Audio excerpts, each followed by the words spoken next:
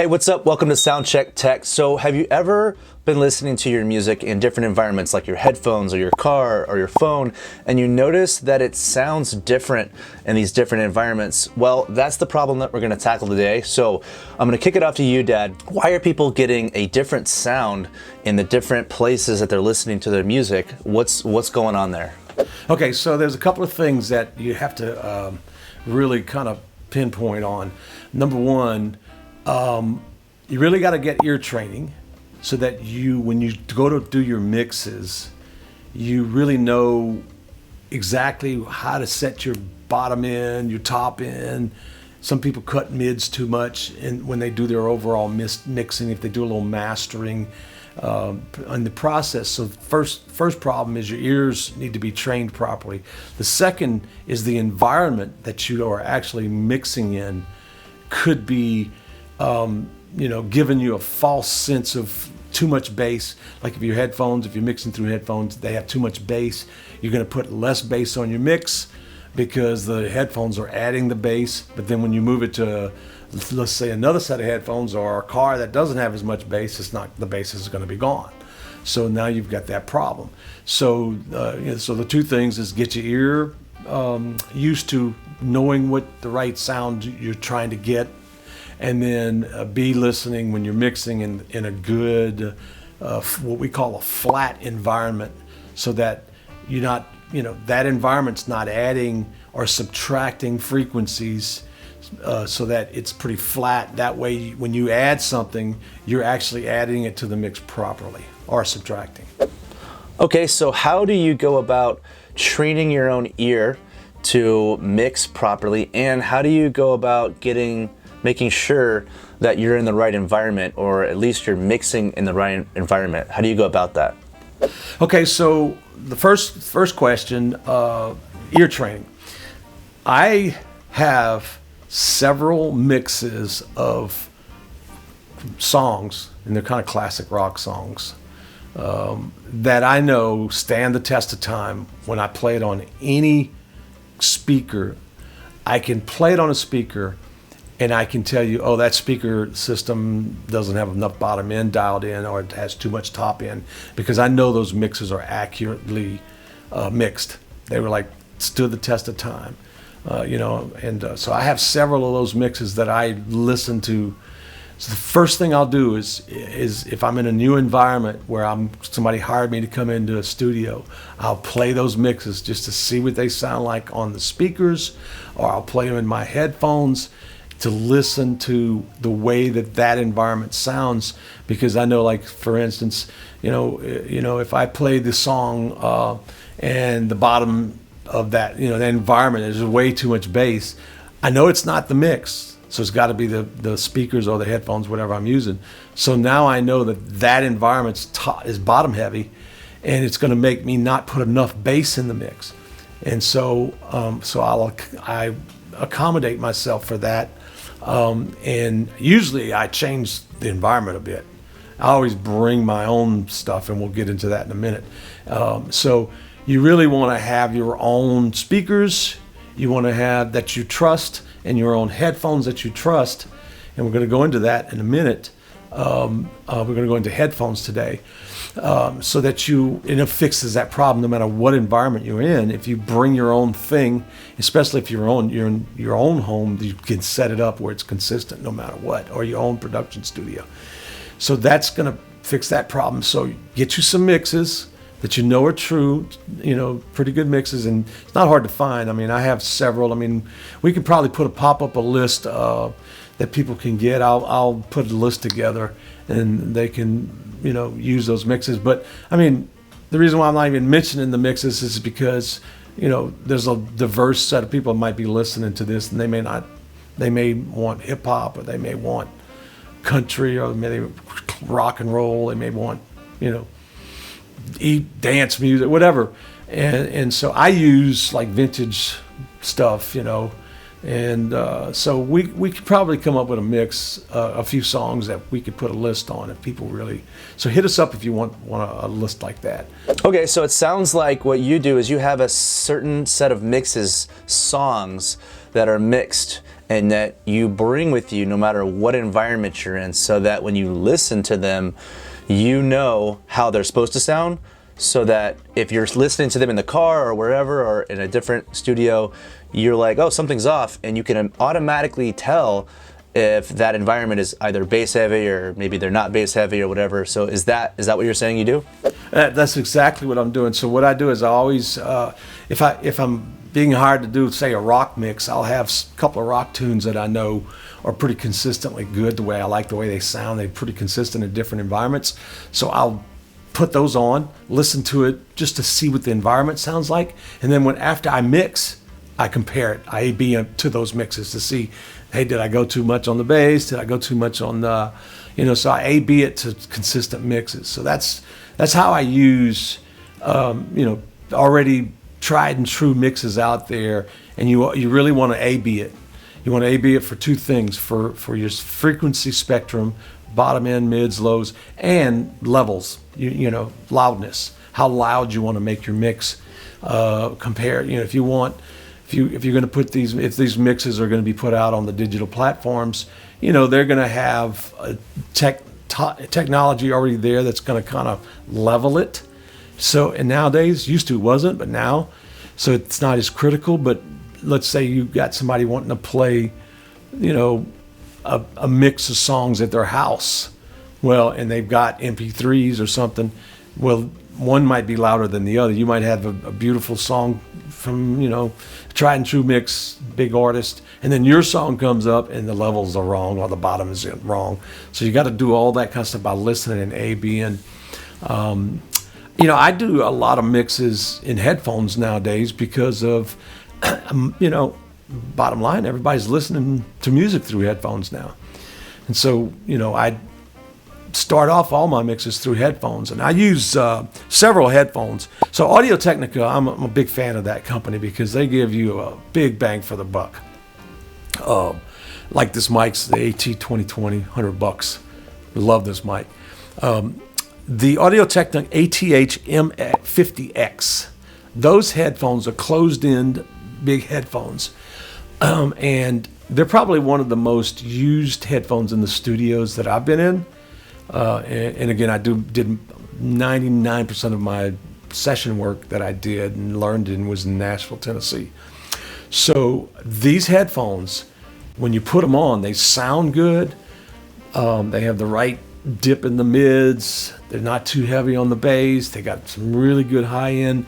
And every time I mix on these, when I pop them up to do the final mix on my speakers, it's very minimal tweaks that I'm doing. And then I go back and forth. So I'll take, and I use the Mackie A24s. They're powered speakers. Those seem to be a pretty tried and true one. The Yamaha NS10s have always been like a speaker that guys in the studios mixed on. Those are older, but the Mackies, there's a lot of good ones. The K-Rocks I have here are really good. The Rocket 10s, I think they're called. Yeah, the Rocket 10 3s.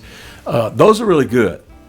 So you just really have to get those. Do some research. There's a lot of good speakers out there, and those are the ones I use. So what I normally do is I use that Audio-Technica to start the mixes off. And then I finish it off by running it on the speakers, and then I start A/B-ing it to those mixes I was telling you about. In all the environments, I listen in the headphones, I go out to the car. The car is another environment that you want to check because a lot of people listen to their music driving to work, driving on long, distances, road trips or whatever. So you have three environments. You can pretty much nail it. If you really get your mix sounding good on those three environments, it will stand the test of time, and it'll be a very consistent mix. Okay, so you said basically that there are three environments that you want to check your mix in, and that's the headphones, the speakers, whatever studio environment that you're in, and the car. Is that right? That's pretty accessible to most people, right? There are other environments you can try if you have access to them. Like if you could go to a nightclub and ask the DJ to play your song on their, like with their dance people are dancing to, the people that go to dance there, you're going to really be able to have another environment. That's not easily done though, but some people may have that. So if you have that available to you, I would do that also. On TV, you know, you may be able to stream it somehow to your TV through Apple AirPlay or whatever. Check it, because a lot of people, you know, your music could be being used on TV or some sort.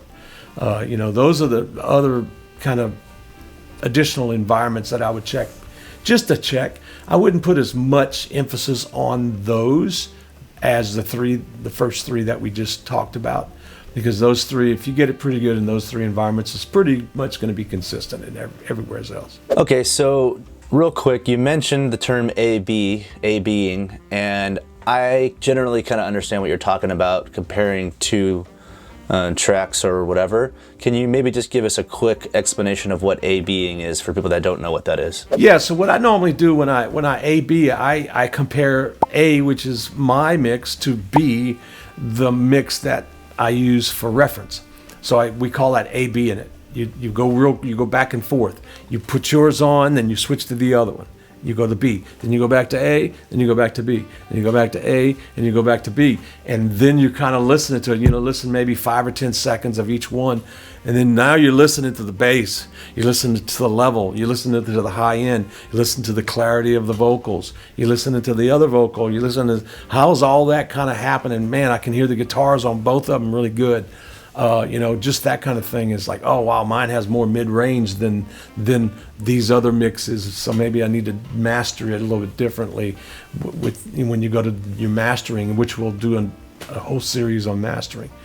So you can get people to do that for you. Usually you pay them, but if you have the equipment, you can do it yourself if you train your ears properly. So that's ABN. So nowadays we listen to our music in Spotify, Apple Music, YouTube Music, you know, Pandora Radio or whatever. Is there a certain way that you should mix your music if it's going to be playing in these services like Spotify and Apple Music? No, actually, that's a really good question, because that has been changing. It changes every 6 months.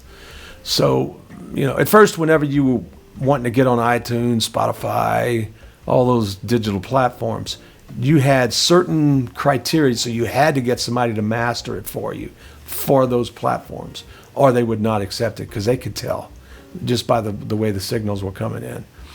Now they have put their own technology in, so no matter what you send them, it's gonna be like a little mastering process.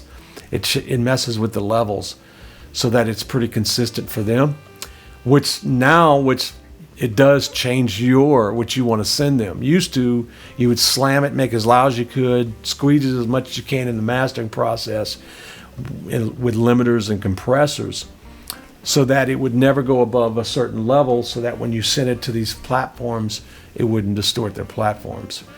Now they do it. They have things that do it. So now, if you send the over-processed stuff to them, they're going to do it again, and it's just not going to sound right. So you have to now kind of change that and have a little bit more dynamic range in your mixes, because they're going to automatically do it. They're going to normalize it, and they've got these things now that no matter what you do, because they want all of their songs sounding consistent on Spotify. They don't want one song to be loud, one song to be soft. So it's all changed now, and there's some really good YouTube videos out there on this subject right now, people talking about this. You know, one of the fixes to that is mixed through VU meters, which we can cover in another segment when I do some tips on mixing. Okay, so you talked about those Audio-Technica headphones these are actually Audio-Technica headphones. They're actually the M30X.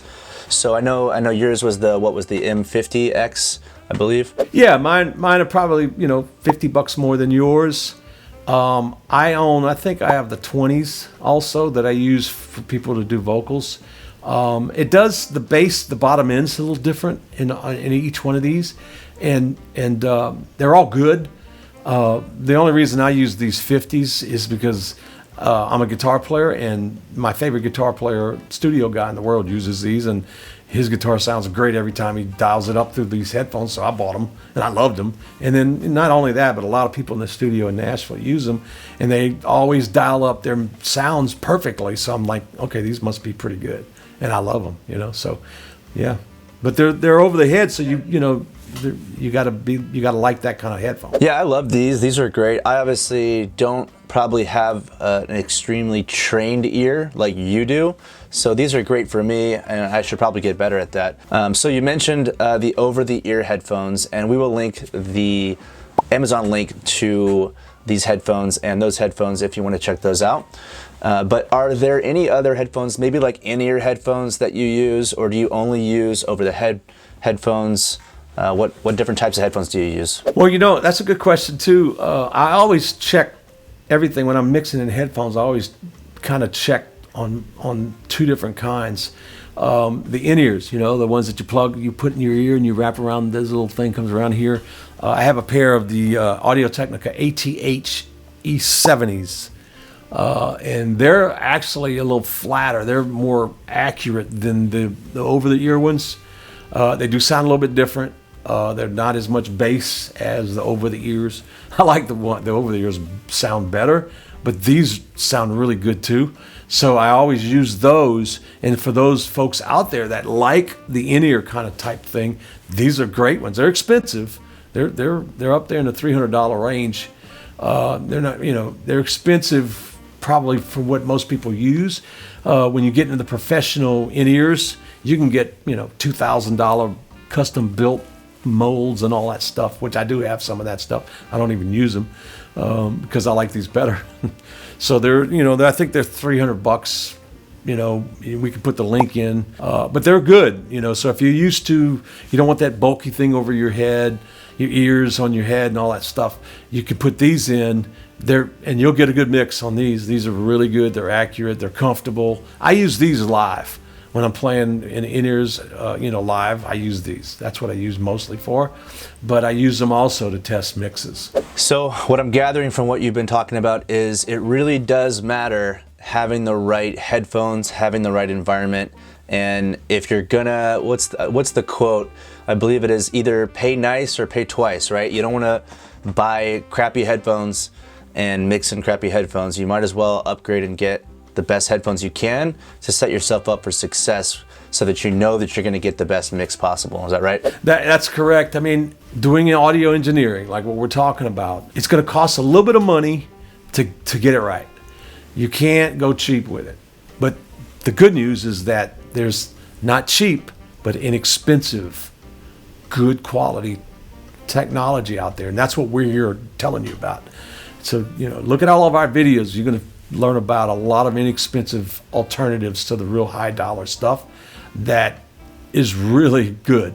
Awesome. So I think people now probably have a better understanding of how to mix in different environments and also how to train your ear. And a lot of that has to do with the equipment you buy. If you have the right headphones, you're going to get the best version of your mix by having the right equipment. One more thing is if you get into yourself, and I'm talking to everybody out there watching this, if you get yourself into a situation where you've done a lot of the things that we're talking about, but you're still not having some success with it, we do offer a service, one-on-one training. Yeah, so if you're interested in one-on-one training, like he said, if you're having issues that you've tried to solve but maybe you just can't solve and you just need to bounce some ideas off of us, or if you want to just learn some more in-depth things and we can help you solve your problems, just shoot me an email at soundchecktech@gmail.com and I will get back to you as soon as we can.